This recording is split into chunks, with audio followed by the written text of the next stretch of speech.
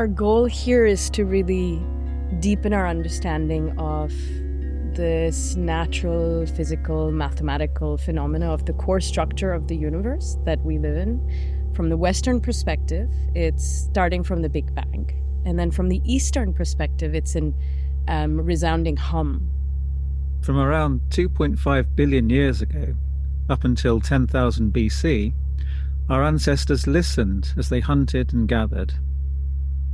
Deep listening was essential for their survival.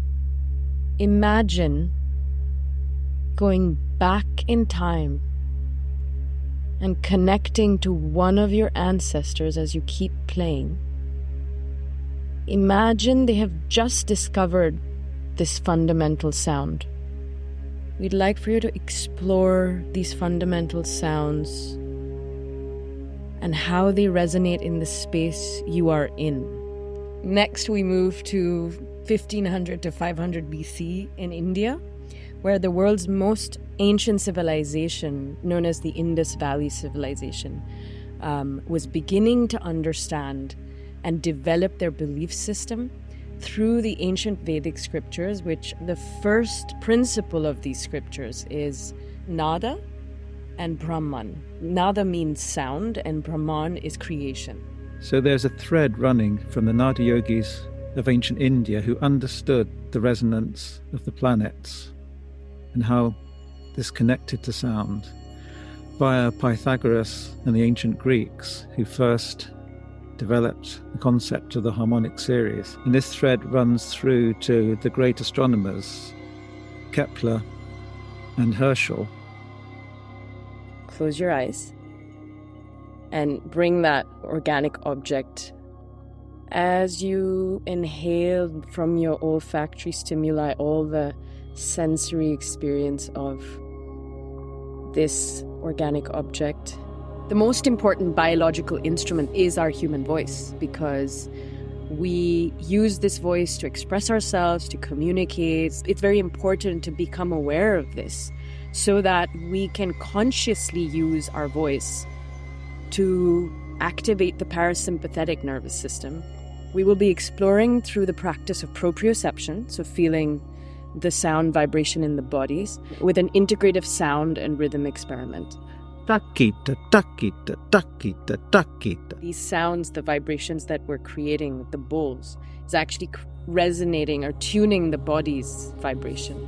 So it's really activating part of you that's intuition, creativity, deep flow states. I loved it.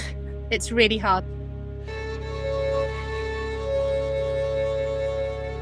One of the ways that we can access the physical movement through sound is listening to the earth and the ritual practices that I've engaged with.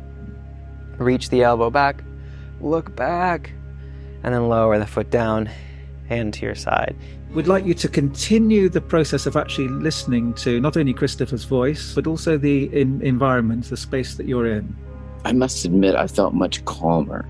We're going to actually go deeper in sensory, perceptual, spatial awareness. We're simply going to improvise freely, bearing in mind the experience you've just been through, and try to let that unfold through sounds.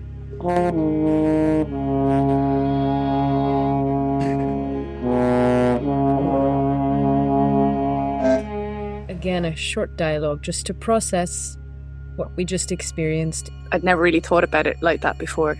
Usually when I pick up my instrument, I don't think about what I'm doing necessarily and think a lot about the instrument. I don't really know where I went during that. That was amazing. I've never experienced anything like that before. I felt very grounded. It was a completely immersive experience, though. It was wonderful.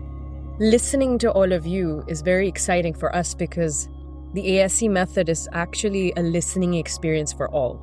And the next interval of the harmonic series is assimilated by humanity, namely the fifth. In between these subtle natural intervals, there's multitudes of infinite rhythms.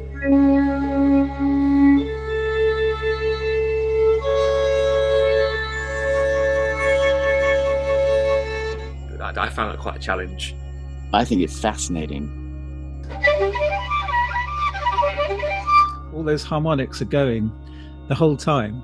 It's just that we don't tune into them. It kind of opens up a whole new way of listening. The whole expression of the music is actually in this searching around for these resonant pitches.